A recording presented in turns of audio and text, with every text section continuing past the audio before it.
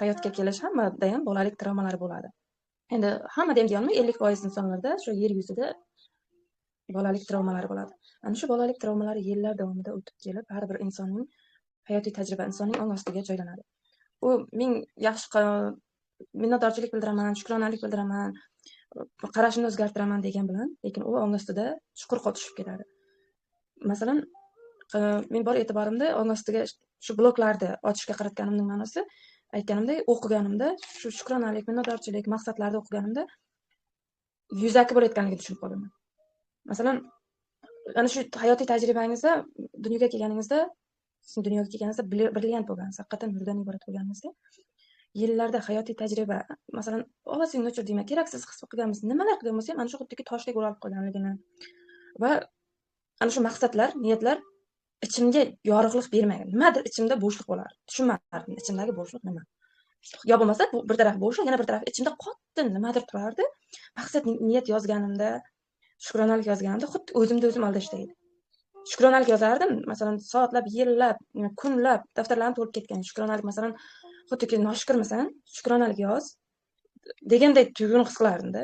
Ha, demak men noshukur ekanman, shukronalik yozish kerak degan miyamda noto'g'ri e'tiqod paydo bo'lgan. Keyin bilib qolganmanki, bu soxtaligini. Maqsad qo'yish, shukronalik yozish soxtaligini bilib qolaman. Xuddiki mana shu yeringizda tosh yoki ichki qora nimadir bo'shatilmagan, tugatilmagan. Masalan, 21 yoshdan keyin odam har bir ruh, qalb o'zini izlashni boshlaydi. O'zi karmasini, o'zining taqdirini ssenariysi bo'ladi. Masalan, ota-onanikidan olgan ssenariyni tugatib turib, boshqa o'zini izlashga tushadi. Nima uchun yashayapman? Nima uchun? Nimaga quruq farzandni dunyoga kelib turib, shu ovqat qilish uchun yoki turmush o'rtog'imga qarash uchun, keyin undan keyin nevaralarimga qarash uchun kelganman. Nima uchun tug'ildim degan savol paydo bo'ladi. Shu 21 yoshdan keyin o'sha insonda uyg'onadi nimadir.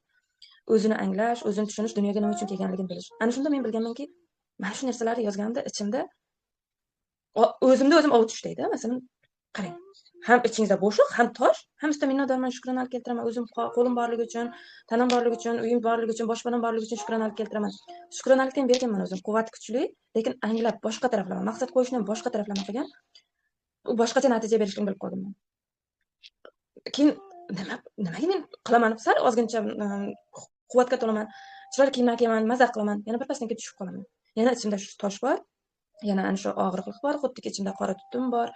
Yana o'zimni kamsitilgandek his qilaman, keraksizdek his qilaman, noloyiqdek his qilaman, maqsadlardan qo'rqaman, hayotimga yaxshi narsalar kirib kelishidan qo'rqaman. Shuni bilib qoldim.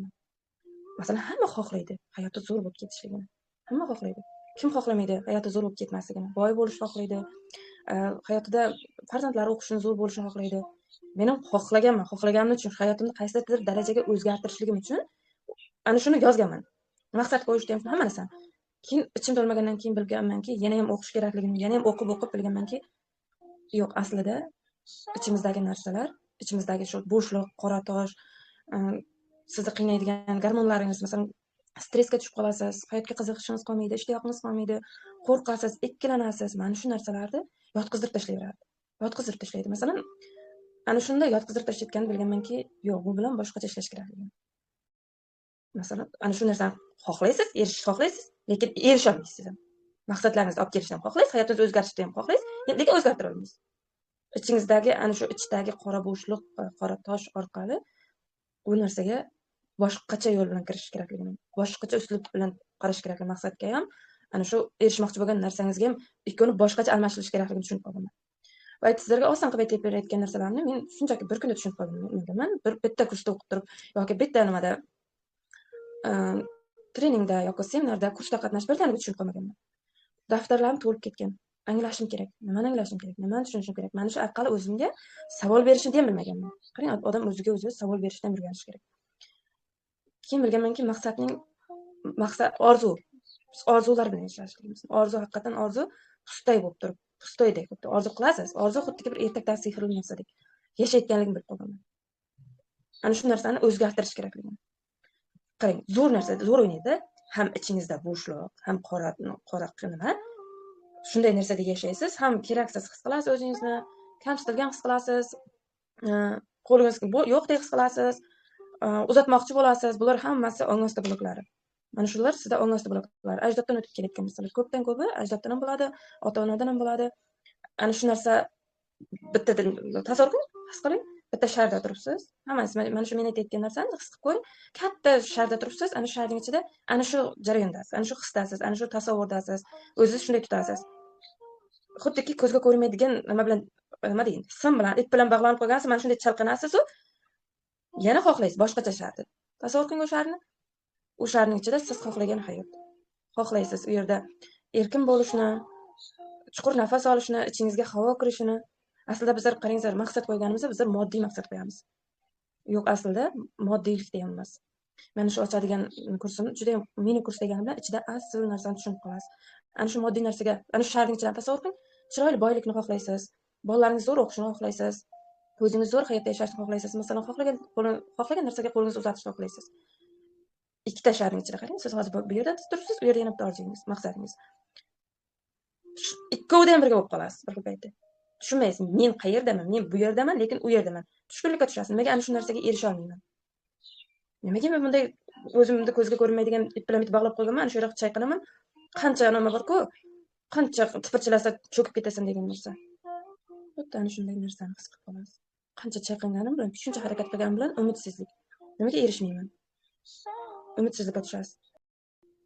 Keyin bitta narsani bilib qolganman. Ana shu sharda turib, o'zimni qo'l oyog'imda baylab qo'ygan shar, keraksiz his qilish, toshdek his qilish, hamma narsaga o'ralib olgan narsa sharning ichida xuddiki o'zimda ovutib yashayotgandek. O'zida ovutasiz. Qarang, nimadir tasavvur qiling, ana shu orzu maqsadlaringizga erishish uchun nimadir kutasiz. Ertaga yaxshi bo'lib qoladi, indin yaxshi bo'lib qoladi. Xuddiki o'zingizni nimadir kutib tur, yaxshi bo'lib qoladi, umid qilib tur, indin yaxshi bo'lib qoladi. Savol bering, sizga men nimani kutyapman? Ana shu og'riq hislarning ichida ko'milib qolib turib, kimda mana shu nima o'xshash narsalar bor? Kim o'zini ko'ryapti, ovutadi o'zini. Indin yaxshi bo'lib qoladi, ertaga yaxshi bo'lib qoladi.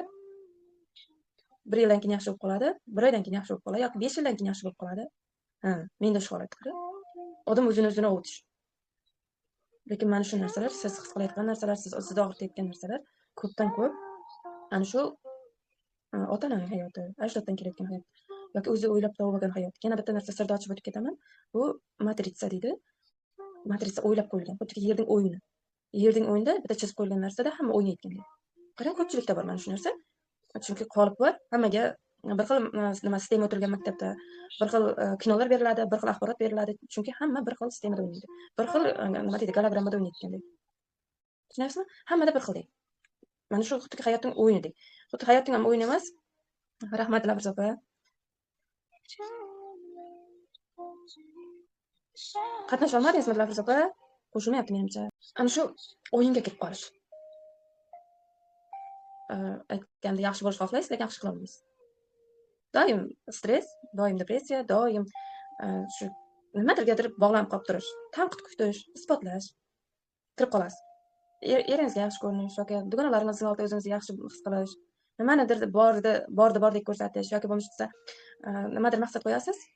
Xuddiki ana shu narsa orqali hayotingizda ichingizda nimadir to'yinib qoladi. Kimdir uy olishni xohlaydi, xuddi ana shu uyda olgandan keyin ichidagi bo'shliq to'ladigandek. Menda shunday narsa bo'lgan. Xuddiki men xayol qilganmanki, uy olsam-u, uyga chiqib ketsam, ichimdagi ana shu bo'shliq, ichimdagi narsa to'yintiriladi deb o'ylaganman. Uy olganman, uyga o'tgandan keyin ham bo'shliq bo'lmagan. Bo'shliq to'yintirilmagan. Aytganmanki, "Vau, uyimizni zo'r remont qilaylik, remontini qilaylik, bu yerda remont qilaylik, bo'laylik, aboy olaylik, patolog olaylik." Bor stressga tushasiz-ku. Mana shu yerda remont qilsak uyimiz zo'r bo'lsa, chiqib xayol qilasizki, uyingizni ovutishda mana shu. Ana shu ichimdagi bo'shliq to'yinadi. Bo'lmasa umidsizlikka tushasiz. "Voy, nimaga remontimiz bo'lmayapti? Eringiz bilan aytishasiz, siz harakat qilmayapsiz, uyimiz bo'lmayapti, maqsadimiz amalga oshmayapti, siz yaxshi ishlamayapsiz yoki men yaxshi ishlamayapman." Tushkunlikka tushasiz, umidsizlikka tushasiz. Ana shu narsa bo'lgandan keyin xotin birpasgina to'yinasiz, birpasgina maza qilasiz. Yana bitta narsa chiqadi. Aytasizki, "Strani mashina olaysiz." Endi hammaning har xil o'zingiznikini oling. "Rahmat, meni aytyapsiz" deyapti. "Rahmat, Nasiba opa." Qarang, aytyapman-ku. Xuddi o'yindek. Keyin aytasizki, "Strani mashina olay yoki parda olay, mana sharimni o'zgartiray yoki mashina olay." Mening mashinam yo'q. Men mashina olishda shuncha ham orzu qilayotgan edim. Pravadan boshlash kerakligini bilganman. Haydovchilik guvohnoma olaman deb turib bordim, oldim, xuddiki, "Vau, men zo'r pul yig'aman, guvohnoma olaman" deb. Guvohnoma qiyin deydi. Endi ana shu guvohnomani oldim. Ana shu paytda bir erishgandan keyin tushunib qolganman, yo'q, aslida bu narsalar kerak emas. Bu yerning ostida boshqa narsa bor. Nima tashladim? Kanalga video tashladim, ko'rdingizmi? Prava olish niyatim edi, maqsad ana shu prava oldim deganman. Keyin aytasizki, O'g'limni o'qitayin deysiz, o'g'lingizni o'qitasiz. Va o'g'limni o'qitim deysiz, mazza qilasiz. Men o'g'lim o'qidi, zo'r onaman deysiz yoki zo'r otaman deysiz. Aytasizki, oz vaqtdan keyin o'g'limni uylantirayin, kelinni olib bering, zo'r to'y qilib berayin. Ana shu orqali ichdagi o'zi ich bo'sh bo'lyapti, ich qoda tosh bo'lyapti. Lekin ana shu orqali o'g'limni to'yini zo'r qilib beraman, hamma va zo'r to'y qildi deydi. Ana shunda bir sal bunday qilib olaman, ichimda bo'shliq to'ldirib olaman deb. Yana undan keyin o'tasiz, nevaralar ko'rsin. Nevarang qulli bo'lsin. Sen o'g'il ko'rding, nevara ko'rding deb turib, ana shu orqali ham nimadirda to'yintirib olish. Qarang, nevarali bo'ldi, 9 oyga yetmas kelinim tug'ib berdi. Ana shunda ham, "Vau, zo'r bo'ldi, men kelinni bo'ldim, tug'dim" deb. Ana sal sizga nima deydi, soxta hammasi. Soxtaligini bilib qolasiz. Ana shular maqsadga kirib ketadi. Shu bilan uni qilay, buni qilay, qaraysizki 28 soat, 24 soat bo'lsa 28 soat ishlash kerak. Ishlamash kerak demayapman.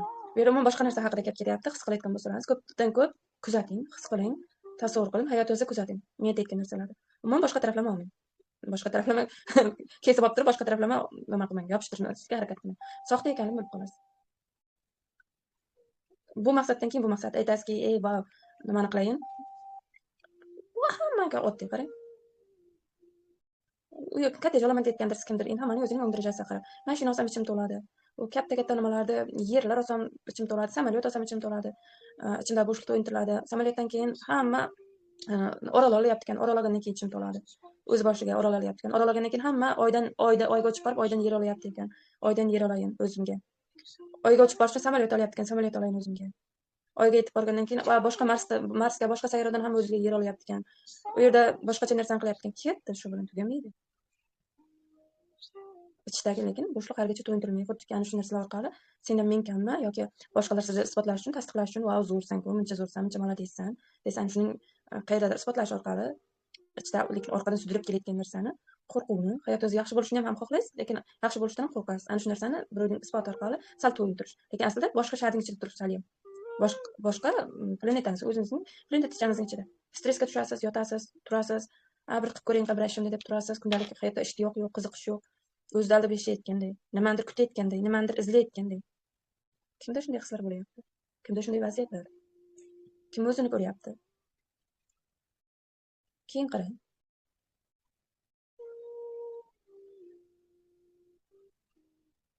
Xuddiki sizning ichingizda ana shularda ammangiz, xolangiz, enangiz yashayotganday. Xuddiki baxtli bo'lishdan qo'rqasiz. Baxtli bo'lib ketishdan. Ham qarang, baxtli bo'lishni xohlaysiz bir tarafdan. Baxtli bo'lsam deysiz. Baxtli bo'lishga hamma intiladi. Baxt izlaydi. Kim baxtsiz bo'lishni xohlaydi? Hamma baxtli bo'lishni xohlaydi. Aytadiki, baxtli bo'layin deydi. Baxtli bo'l deb tilab qiladi. Kelinchak ko'rayotganda. Shu narsani zo'r aytaman. Nima kecha treningda ham aytdim. Kelinchak bo'lsang baxtli bo'lasan deydi. Mana shu baxtni kutib oila quradi. Baxt berilmagandan keyin izlanadi. Kutilgan baxt berilmagandan keyin xafa bo'ladi. Kim baxtsiz bo'lishni xohlaydi? Hamma baxtli bo'lishni xohlaydi. Hech kim baxtsiz bo'lishni xohlamaydi. Lekin kutiladi, izlanadi. Izlab ketaveradi. Eridan kutadi, bolasidan kutadi, to'ydan kutadi, marakadan kutadi, kiyimdan kutadi, mashinadan kutadi, kir yuvish mashinasidan, pardadan, to'ydan. Sal to'yda o'zimiz yaxshi ko'rib olamiz.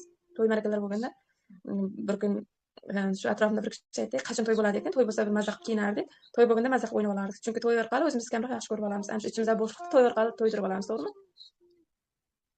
Ana shu to'yda 1 soatmi, 2 soat maza qilasiz, keyin qaytib kelasiz, yana ichingizda bo'shliq, uf deb dam chiqib ketgan shardek bo'lib turib, yana shu qiziqarsiz, ma'nosizdek, ichingizdan qiziqarsiz, ma'nosizdek hayotni his qilasiz.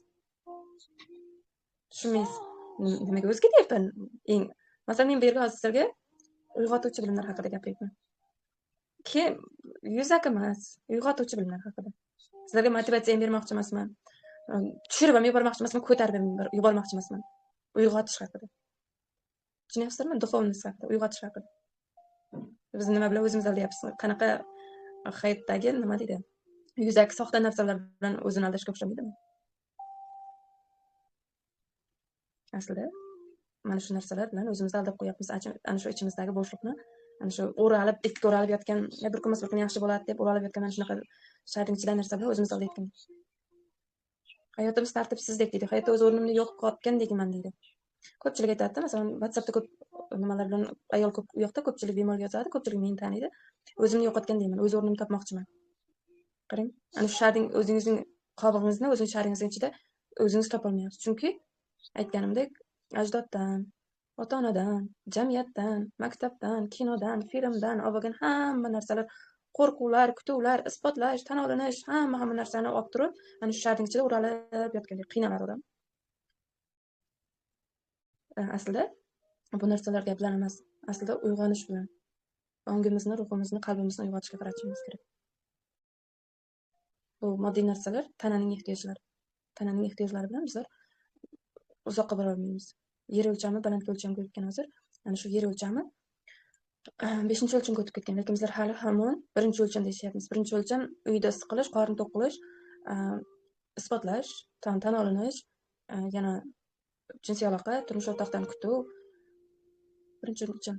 1-o'lchamda yashayapmiz, lekin yer o'lchami qaysi darajaga o'tib ketgan va shu boshqacha o'lchamga o'tib ketgan. Biz yer o'lchamiga moslashmasak, ana shu uyg'onuvchi moddiyliklardan ko'ra tanani, ruhni, qalbni birga olib ketmasak, nima qiladi? Tana kasallanadi, yotqisi keladi, depressiya bo'ladi, stress bo'ladi. Maqsad qo'yamiz deyapsiz. Men maqsad qo'yishni umuman boshqacha o'lcham haqida o'tishga rejalashtiryapman. Nasib qilsa zo'r bo'ladi deb o'ylayman. Oldindan zo'r va'da ham bera olmayman. Lekin mana shunaqa uyg'otuvchi, uyg'onish haqida bo'ladi deb reja qilyapman. Shunaqa uyg'onish haqida bermoqchiman. Aslida moddiyliklar haqida emas. Aslida anglab qolasiz, nimani izlayotganingizni.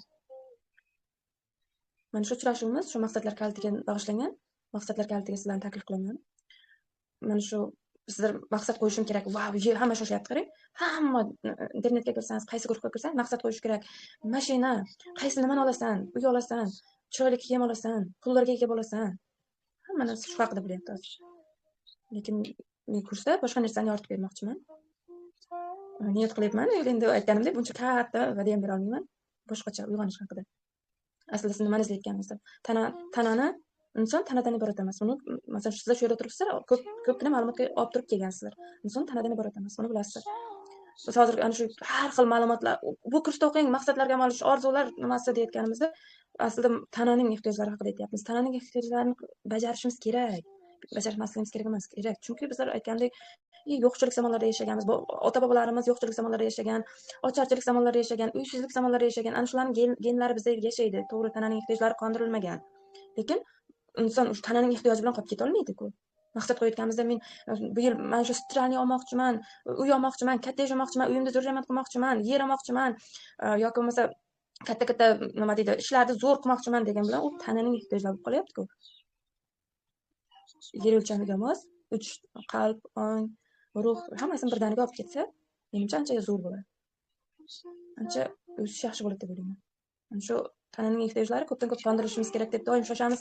Haqiqatan ko'p boy badavlat bo'lay, serabgar bo'lay deganimiz bu zo'r. Chunki aytganimdek, ota-bobolarimizda, amma xolalarda ko'p ocharchilik bo'lgan, enalarimizda, buvlarimizda ocharchilik bo'lganligi uchun haligacha ichimizda qandaydir to'yintirilmagan shu serabgarlikdan to'yinilmagan qismlarimiz bor.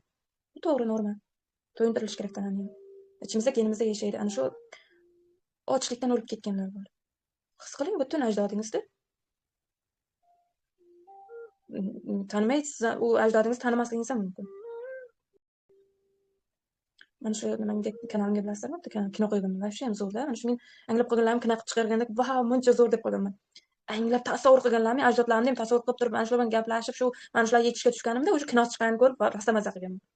Ana shuni ko'ringizlar. Mana shu ajdodlarimizda siz tanimaydigan, yechilmagan savollari ham ana shu sizda yuragingiz tuk urib ketadi-ku, qo'rqib ketasiz. Farzandingizni yo'qotishdan qo'rqib ketasiz, eringizni yo'qotishdan qo'rqib ketasiz, baxtli bo'lishdan qo'rqib ketasiz, sog'lom bo'lishdan qo'rqib ketasiz. Ana shu narsalar qayerdadir sizniki, qayerdadir jamiyatdan singdirilgan, qayerdadir ana shu siz tanimaydigan momongizdan nima deydi, yo'q, momo nima deydi, enalardi. Enangizning enalari, dadangizning enalari 7 ta shajaragacha eslang, tanimaysiz. Ana shularda his qilingan narsa DNK'mizda o'ynayotganini bilib qolasiz. Ana shu DNK'da o'ynaydi. Ana shu birdan qo'rqib ketasiz-ku, ana shu narsa keyinda aylanadi. Siz hozir ana shu shahar ichida o'tirib, qiynalib o'tirgan hayot aslida ko'pdan ko'p ana shu orqadagi ajdoddan ham kelayotgan bo'ladi. Qarang, tortilasiz har tarafdan. Siz xuddi qo'lingizda bir o'tmishga tortadi, bir oldinga tortadi, o'zingiz nimaga tortilasiz. Nima deydi, shu xohlagan hayotingizga tortilasiz. Moddiyliklarim zo'r bo'lsa, boy bo'lsam, farovon bo'lsam, mashina qo'sha mashinalarimiz, uylarimiz zo'r remont bo'lib ketsa deb ana shu yoqqa tortilasiz. Sizni nimadir ko'zga ko'rmay orqaga tortadi, chalqashib, qayoqqa ketayotganini odam bilmay o'zini yo'qotib qo'yadi. Aytadi-ku, bir qismim xohlaydi, bir qismim ikkilanadi, bir qismim qo'rqadi, bir qismim oldinga ketadi. Zo'r.